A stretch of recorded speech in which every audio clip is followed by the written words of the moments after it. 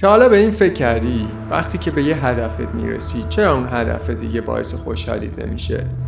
یا یه ماشینی که میخری پس از مدتی اون شوق اولیه رو برات نداره؟ یا از همه مهمتر وقتی که توی یه رابطه‌ای هستی پس از چند ماه اون شور و نشاط اولیه از بین میره؟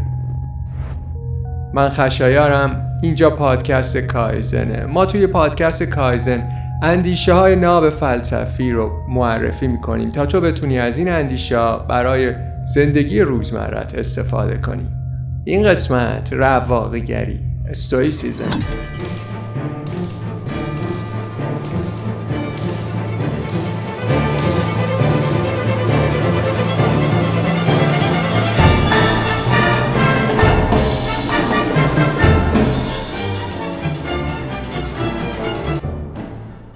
گاهی اوقات زندگی خیلی سخت میشه. روزایی وجود دارن که حتی نمیدونی چطور به خودت انگیزه بدی یا نمیدونی اصلا تأثیر سازنده‌ای روی اطرافیانت داری یا نه. یونانی ها اولین تمدنی بودن که تونستن حکمت و راهنمای کلی برای پاسخ دادن به خیلی از سوالات و حالتهای انسانی پیدا کنن. از 2500 سال پیش مکتب‌های فلسفی توی یونان رواج پیدا کرد. خیلی از فلاسفه دنبال جواب به سوالات بی اهمیت بودن. اول مرغ وجود داشته یا تخم مرغ؟ رواقیگری یه فلسفه کاملا متفاوته. این مکتب فلسفی حدوداً اوایل قرن سوم میلادی توی آتن تأسیس شد و دغدغه های زندگی روزمره بود. تمام چیزی که ما از رواقیون میدونیم، تمام دانسته ما بر اساس متونیه که از 3 روشنفکر بزرگ توی امپراتوری روم به دست اومده.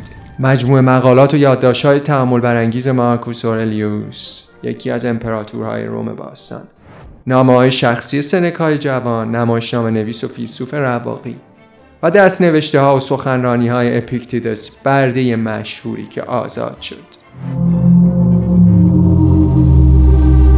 یه سری از ما وقتی به فلسفه فکر میکنیم تصویر یه پیرمرد با ریش‌های بلند جلوی چشممون میاد که مثل مرتازها توی غار و دور از هر گونه بنی بشری زندگی میکنه. یا مثلا تصور میکنیم فلسفه یعنی شب و روز سرمون توی کتاب باشه. اما رواقیگری اصلا اینطوری نیست. توی دنیای واقعی کاربرد داره. اگه میخوای یه رواقی باشی باید نسبت به خودت و بقیه آگاهی کامل و شناخت به دست بیاری. توی فلسفه رواقی داشتن تفکر روشن با خودارزیابی شروع میشه. اپیکتیدس، استاد بزرگ رواقی قرن دوم قبل از میلاد، توی سخنرانیاش مستقیما به این موضوع پرداخته بود. او میگفت ما زمانی تبدیل به یه فیلسوف واقعی میشیم که اول همه عقاید پیشفرضمون رو بذاریم کنار. بعدش تمام احساسات، باورها و حتی کلماتی رو که در طول روز استفاده میکنیم و زیر سوال ببریم. باور اپیکتیدس این بود که فقط با انجام اینجور کارا میتونی قوه تجزیه و تحلیل ذهنت رو فعال نگه داری. عجیب نیست که توی این شرایط خیلی از ما حسابی گیج بشیم.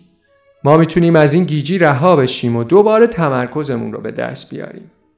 مارکوس اورلیوس، امپراتور روم و یکی از بزرگترین حامیان رواقیگری، راه دیگه‌ای برای حفظ توجه ارائه داد. به عقیده مارکوس اگه تصور کنی هر کاری که داری انجام میدی آخرین کاریه که باید انجام بدی، تمرکزت زیاد میشه و تمام عوامل حواس پرتی از بین میره. از نظر رواقیون تنها چیزی که واقعا میتونی کنترل کنی ذهنته. شاید فکر کنی که میتونی روی بدنت هم کنترل داشته باشی، اما نمیتونی جلوی بیماری یا زخمی شدنش رو بگیری. علاوه بر این خوبه که محدودیت‌های خودت رو بشناسی و بپذیری، چون بهت کمک میکنه راحت تر بتونی بار مسئولیت‌های خودت رو به دوش بکشی. تنها چیزی که لازمه در موردش نگران باشی ذهنت و تصمیم‌ها و کارهایی که با کمک ذهن انجام میدی. تئودور روزولت، یکی از رؤسای جمهور سابق ایالات متحده، آدم خیلی عجیبی بود. یه بار نزدیک بود برای پیدا کردن رودخونه‌ای توی آمازون خودش رو به کشتن بده. یا مثلا یه بار هزاران حیوان رو شکار و قتل عام کرد. یکی دیگه از کارهای عجیبش این بود که به اصرار میخواست خودش رو توی لیست سربازهای جنگ جهانی اول ثبت نام کنه، در حالی که 59 سال سن داشت و برای جنگیدن خیلی پیر بود. روزولت به ندرت به موفقیت‌های بزرگ دست پیدا کرد، اما مشکل اینجا بود که اون تحت سلطه احساساتش به اجبار سمت چنین رفتارهایی میرفت. یادت نره تو صاحب اختیار خودت هستی. اگه احساساتت رو کنار بذاری میتونی به موفقیت‌های بیشتری برسی. مثلا جو لوئیس، قهرمان بوکس سنگین وزن آمریکا، رفتار آروم و خونسردی توی رینگ مبارزه داشت. همین رفتار آروم و خونسردش باعث میشد همیشه دست بالا رو داشته باشه، حتی زمانهایی که با باخت فقط یه قدم فاصله داشت. برای همینم بهش لقب ربات رینگ رو داده بودن. توی زندگی زمانهایی وجود داره که باید دست به عمل بشی. توی چنین شرایطی لازم برنامه‌ای از پیش تعیین شده داشته باشی تا احساسات بهت غلبه نکنن و اینطوری بتونی به نتایج خوب برسی. متاسفانه خیلی از ما مثل روزولت اجازه میدیم احساسات کنترل رفتارهامون رو در دست بگیرن. اما عقل و هوش تو میتونه تو رو توی شناسایی کارهای ارزشمند راهنمایی کنه تا مثل روزولت نشی.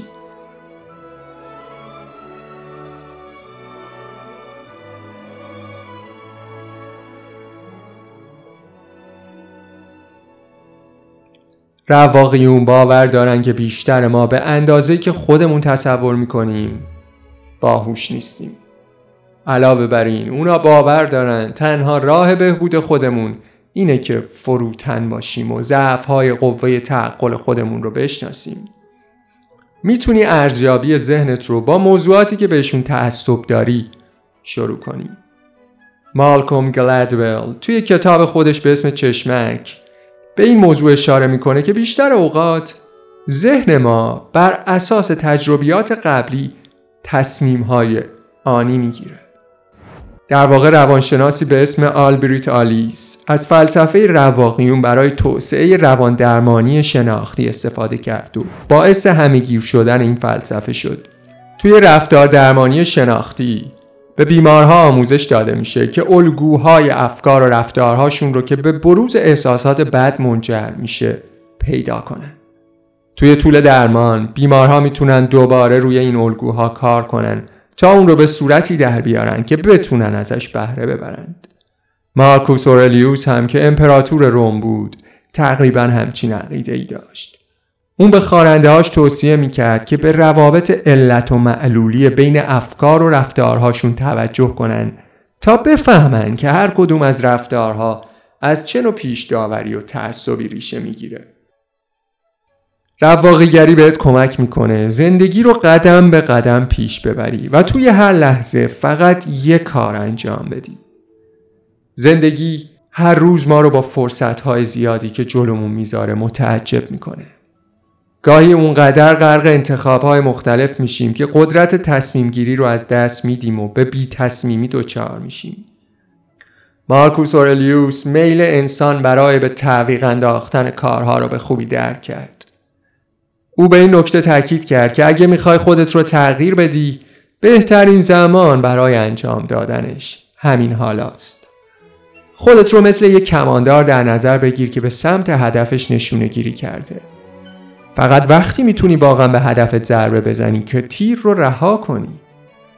اگر تیر رو رها نکنی و فقط به نشونه گیری بسنده کنی هیچ اتفاقی نمیفته. راستی اگه حرفای مارکوس اورلیوس برات جذابه میتونی کتاب تأملات مارکوس اورلیوس رو بخونی. از نظر رواقیون زندگی به معنی تکون دادن دنیا و تغییرات بزرگ نیست، بلکه یه مسیر تدریجی و افزایشیه. ایدئال ها برای این هستن که ما رو با قدم‌های کوچیک توی مسیر زندگی به اندازه کارهای بزرگ پیش ببرن.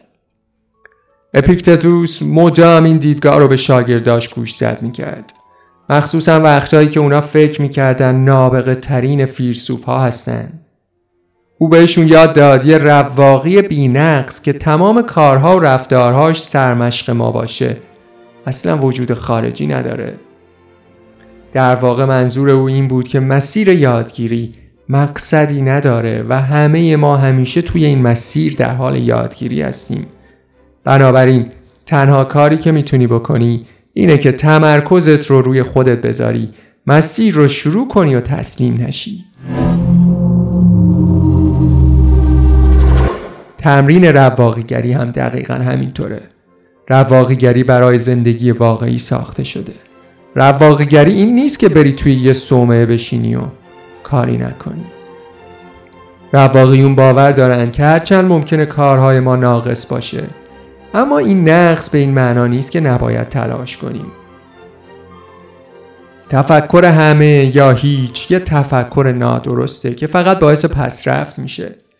روانشناسا اسم این تفکر رو اشتباه شناختی گذاشتن که در نهایت باعث از بین رفتن و روحیه شاد افراد میشه. سال آلینیسکی توی کتاب قوانینی برای رادیکال ها میگه نباید بذاریم ایدئالگرایی ما رو از پیگیری اهدافمون دور کنه. او میگه قبل از اینکه بخوای دنیا رو تغییر بدی، ابتدا باید دنیا رو همون جور که هست بپذیری. اگه اوضاع رو بپذیری، نه تنها تأثیری روی انگیزت برای تغییرش نمیذاره، بلکه اتفاقا باعث میشه کارایی تو برای تغییر بالاتر بره. توی هر لحظه فقط یه قدم بردار و میبینی که کارها انجام میشه و این مسیر رواقیگریه. امپراتوری روم توی غرب بعد از 500 سال سقوط کرد و طولانی ترین عمری که برای انسان ثبت شده نهایتاً 122 ساله. هر کسی و هر چیزی نهایتاً از بین میره. به خاطر همینه که رواقیون تاکید دارن ما باید با واقعیت مرگ کنار بیاییم و بپذیریمش.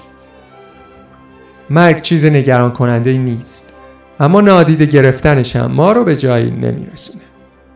مرگ میتونه انگیزه خیلی خوبی برای انسان باشه. اگه تصور کنی فقط چند هفته تا پایان عمرت مونده، مطمئناً تلاشت خیلی بیشتر میشه. اما واقعیت اینه که همه ما از مرگ میترسیم. چه دوست داشته باشی یا نه، همه ما یه روز میمیریم. همین موضوع میتونه انگیزه کافی به تو بده. یکی از دلایل ترسناک بودن مرگ اینه که هیچ اطلاعی از اتفاقی که قراره برات بیفته نداری. مرگ پایان همه چیزه، پس نگرانی، درد، غصه و البته خود مرگ هم با مردن انسان به پایان میرسه. سیسرو میگه فلسفه یعنی یاد بگیری چطور بمیری. این جمله یعنی چی؟ یعنی این که ما با کمک فلسفه میتونیم نهایت استفاده رو از زندگیمون ببریم. شاید برای بقیه فلسفه به معنی فکر کردن در مورد خلقت و پاسخ دادن به سوالات بزرگ زندگی باشه، اما برای رواقیون فلسفه یعنی پیدا کردن یه هدف عملی برای زندگی.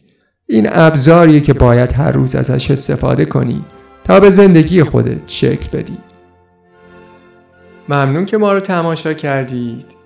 این قسمت 5 کایزن بود. اگر دوست داشتید لایک کنید، کانال ما رو سابسکرایب کنید. اگر مطالب مفیدن به دوستان خودتون معرفی کنید. ما نیازمند حمایت شما هستیم. شما میتونید با این کار به ما کمک کنید تا بهتر دیده بشیم. یه کار تیمی که من به شما آگاهی و نشر میدم، شما هم از اون ور من رو حمایت میکنید که انگیزه و شوق بیشتری داشته باشم برای ادامه دادن. تا قسمت بعدی، بدرود.